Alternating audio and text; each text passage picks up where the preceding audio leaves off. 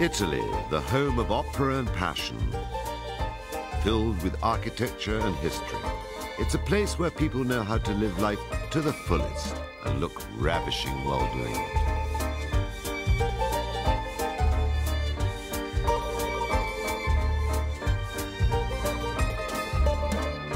In this program, we're on the search for La Dolce Vita, or as they say here, the sweet life. We'll be looking for automotive perfection in Maranello. The sound of this car is unbelievable. For reassuringly expensive shopping in Milan. For men's fashion in Trevero. How much of this material can you get a year? We can make no more than 50 suits a year. And a beguiling sense of magic on the shores of Lake Como.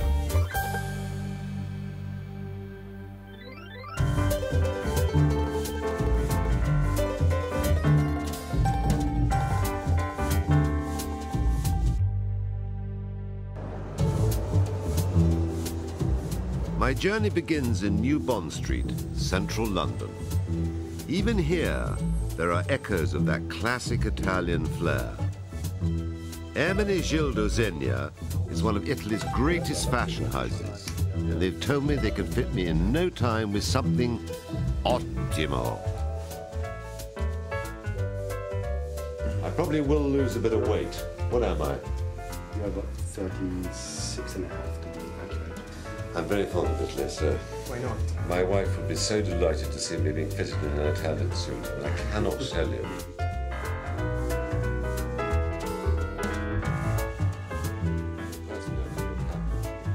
I'm going to turn into an Italian. My suit won't be ready for quite some time, but the best things come to those who wait. And I now have a special invitation to visit Zegna's HQ in northern Italy.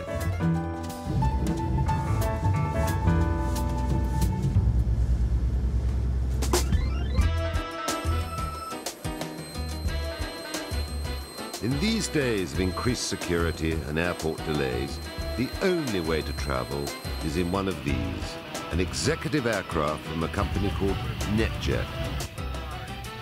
It's taken me 20 minutes from the Bentley to being airborne. Our flight time to northern Italy, just 90 minutes. The seats are comfortable, but it's a little cramped. Is this supposed to be luxury? What would you say are the fundamental attractions of flying private? You know, when you sit in the aircraft and you fly like this, you might think that what we're selling is luxury, when in reality, what we're selling people is time. As we all know, time is the ultimate luxury. Buying that time is affordable, especially for a company. Robert tells me that for 125,000 euros, I can get a block of 25 hours flying time on a jet just like this one. That's around 800 euros per passenger per hour, easily comparable to commercial business class. It makes perfect sense to me.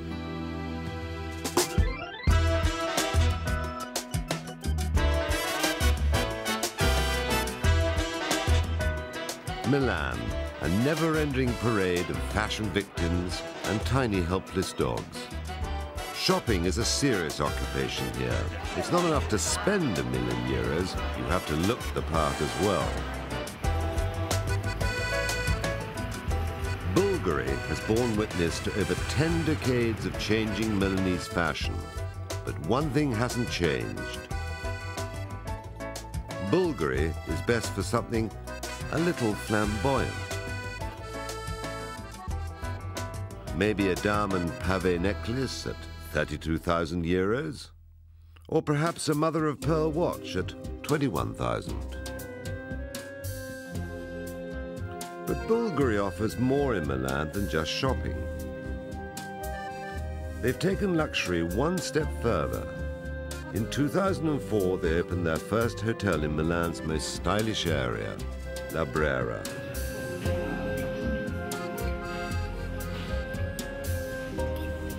It's expensive, lavish, and definitely chic. They've tried to strike a delicate balance between luxury, comfort, and cutting-edge style. Personally, I prefer something with a little more padding. Still, you can't say it hasn't got atmosphere. I'm told that the hotel is built on the site of an old monastery. There's an exclusive spa and a gold mosaic pool. Not sure what the monks would have made of all of this.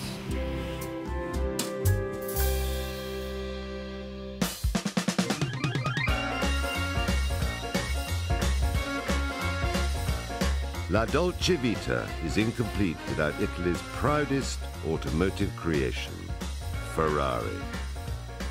This morning, I've taken delivery of a gleaming 612 Scaglietti. That's 6 liters and 12 cylinders of Maranello muscle, sheathed in an elegant aluminium body.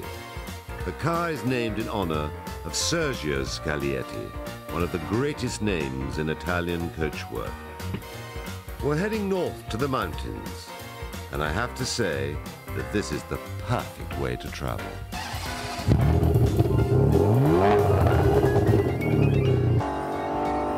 The sound of this car is unbelievable. I mean, they don't muck around. I haven't checked out half these gadgets as yet. I don't dare press one. There's something here called Sport. I don't think I better press that at the moment. But this is a real treat. I mean, if you really love cars, this is the ultimate car to drive. Everything is sort of handmade here. Look at particularly the hand stitching. Everything is hand stitched. All the leather, the steering wheel itself. I mean, it's like a beautiful pair of shoes, the interior of this car. And it smells so good. I mean, the moment you get into this car, you know you're actually getting into something which is fast and very, very expensive. I think I think this is a basic trim, this. I think this is probably about 215,000 euros. My search for that perfect Italian suit started in London at Ermenegildo Zegna. I'm now on my way to meet Anna Zegna, granddaughter of the company's founder. Anna and her family continue a business that was started over 100 years ago. In their factory at Trevero, they produce over 2,000 kilometers of fabric a year, and they supply every major men's fashion brand in the world. They're going to show me the rarest and finest fabric they've ever produced. Now tell me about this rarest cloth in the world, this. Allora, this is called Vellus aureum.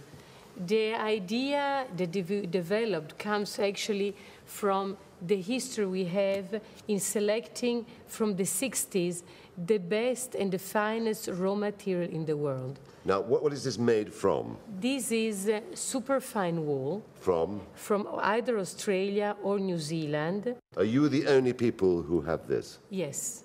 Zegna is the only company in the world that selects the material, that buys all of it, brings it to Italy, and the usually finesse of this wool is around 11, 13 micron. Yeah. Consider that cashmere today is around 16. It's amazing.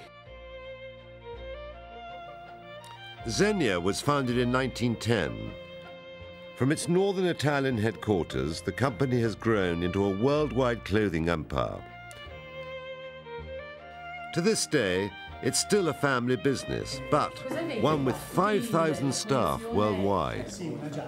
It's a typical Italian family business where everything comes from someone who really is a leader, a visionaire, I would say, and who really set the tone and the strategy for the generation to come.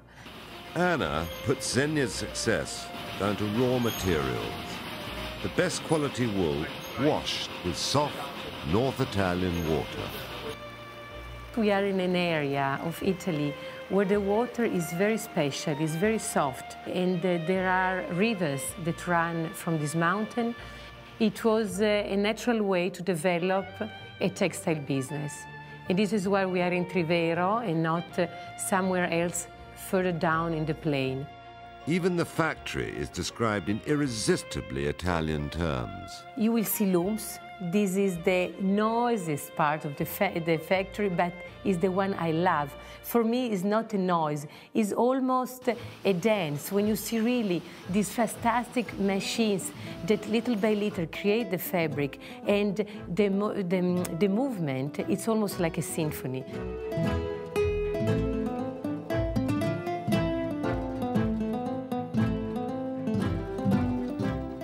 A few hundred yards from the factory, this is where it all started. Tell me, so this was your grandfather's house? Yes, there he is, by the way. Ah. Originally, you said he used to live in the factory. Yeah, actually, he lived just next door. And when he had the house built, he wanted to be able to see from his house the factory. And it's very Italian. There are very few reality like this, where you have the house built into the factory surrounding.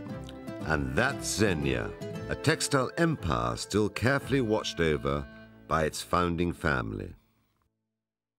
After the break, we'll be visiting the Ferrari factory in Maranello. I want you to tell me what you would suggest of your Formula One cars here that you would suggest would be a good buy for me. And money is no object.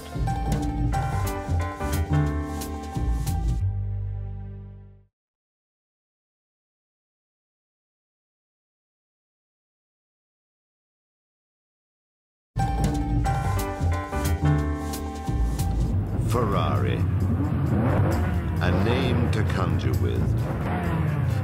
More than a brand, it's a passion, a part of the Italian soul.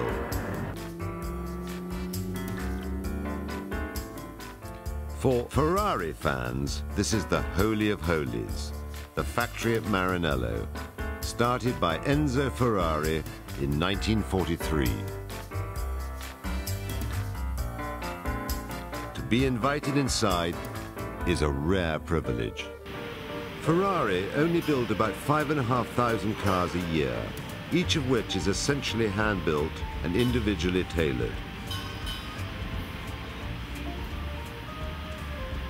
Around the production line, the overall feel is one of quiet devotion. Dedicated craftsmen and women slowly building up the unique specifications of each car.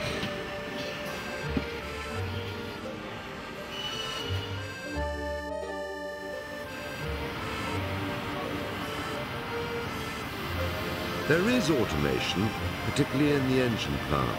But even here, the emphasis is on hand-finished engineering. The results are impressive. This is the latest incarnation of Ferrari's iconic V12 engine. Today, that engine powers the 599 GTB, the highest performance 12-cylinder car Ferrari has ever produced. If there's one dominant gene in Ferrari's DNA, it's racing. Born in 1898, Enzo Ferrari lived for speed. In the late 20s, he formed Scuderia Ferrari, a race team using Alfa Romeos. The first Ferrari car appeared in 1947.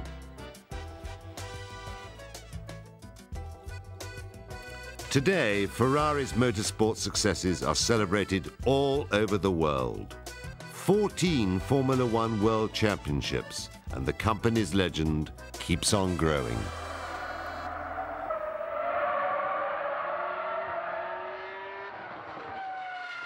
Ferrari's Formula One test track is also in Maranello, beside the factory. There's a special department here called F1 Cliente, for well-heeled fans that want to own an F1 car. F1 Cliente restores, maintains and sells F1 cars from 1970 onwards. It's a highly specialized service and it comes at a price.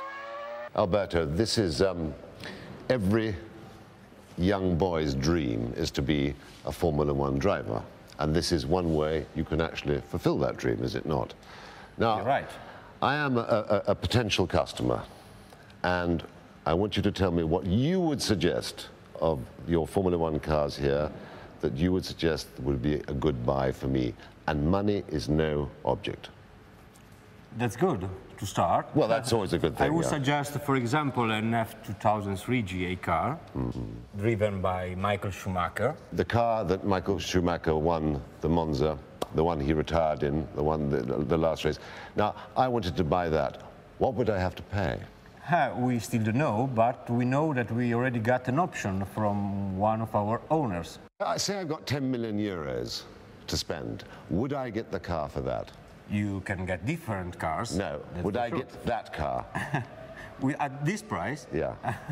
we have not a lot of possibilities. Alberto is a little non-committal, but you can see why. This is quite a selection of second-hand cars, with former owners ranging from Niki Lauda to Michael Schumacher.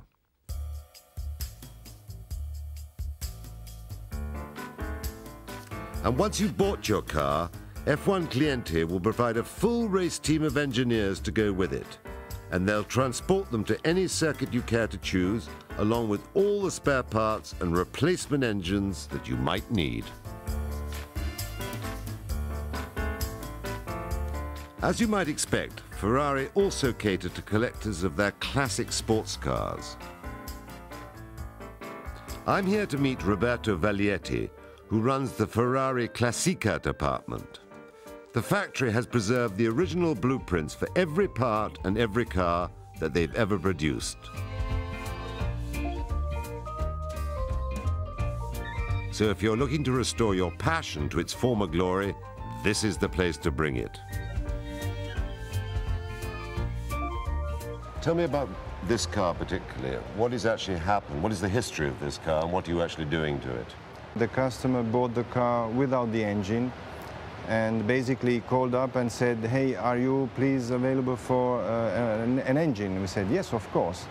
And basically we are now ready, the engine is installed and the engine has been completely So you rebuilt this engine? Absolutely. The car came with the carburetors, the two distributors, some other accessoires, but all the rest of the engine has been redone by us and now it's completed. It is fantastic. Is this a very rare Ferrari? Rare, yes, in some ways, and the car now is becoming very, very popular, and everybody's trying to buy a 275 GTB2 and or GTB4. When the work is completed, Ferrari Classica issues a certificate of authenticity, and your car is as good as new once more.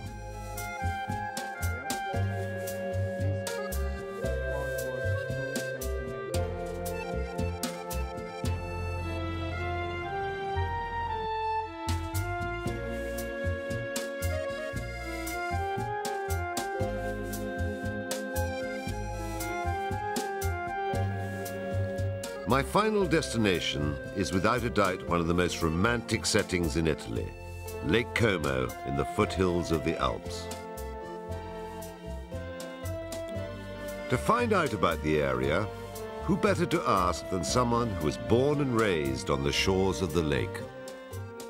Rita, you call Lake Como your lake. Yes. Tell me why. Is it about the magic? Is it about the essence? Is it about the spirit or the beauty of it? Tell me. It's just because I've always been living here. I was born here, and I feel it mine. And I like to share it with other people. And I like to speak about my lake with all the people I meet. But what makes it very special for you? For me, the special is, I have to say again, look around you. It's romantic. It's beautiful, it's peaceful, and every single corner is different. It's colorful. Every single season has got its color. And what I love is to look at the lake through your eyes, the eyes of the people who come here. Since the 18th century, Lago di Como has drawn a stream of illustrious visitors, from Byron to Longfellow, from Stendhal to Flaubert and Liszt. The poet Shelley was moved to write that this lake exceeds anything I have ever beheld in beauty.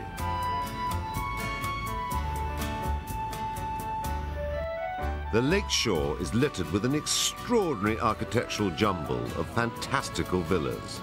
elegant retreats for the rich and famous. Property ownership here is strictly limited. Rita tells me that properties rarely, if ever, come on the market. To buy a villa is really difficult. You cannot build anymore here on the lake.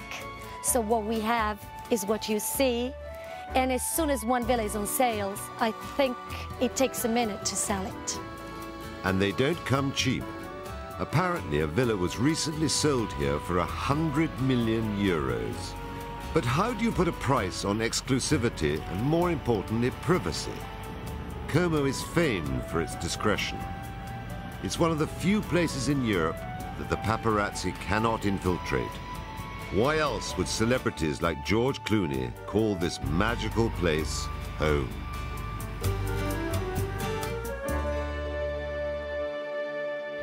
As you might expect, renting is also an expensive proposition. Buongiorno, Rolando. At this villa, discretion is once again a priority. In fact, the owner politely declines to be filmed.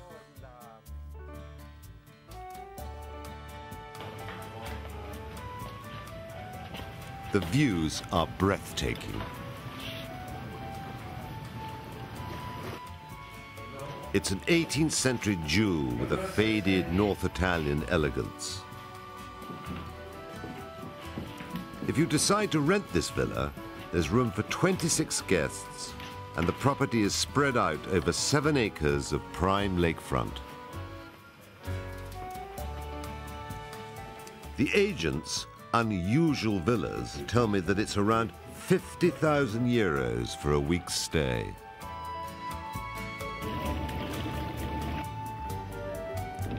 I'm spending my last night in Italy at Como's legendary Villa d'Este.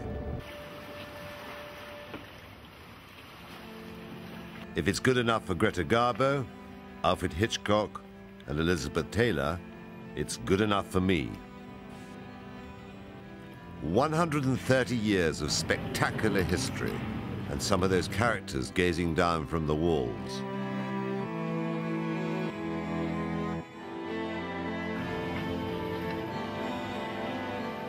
I've been very lucky. They've given me the largest suite in the hotel, named after Alfred Hitchcock.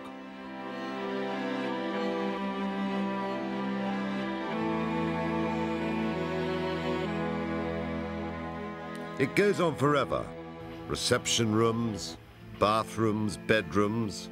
But why sleep when you can gaze out over this?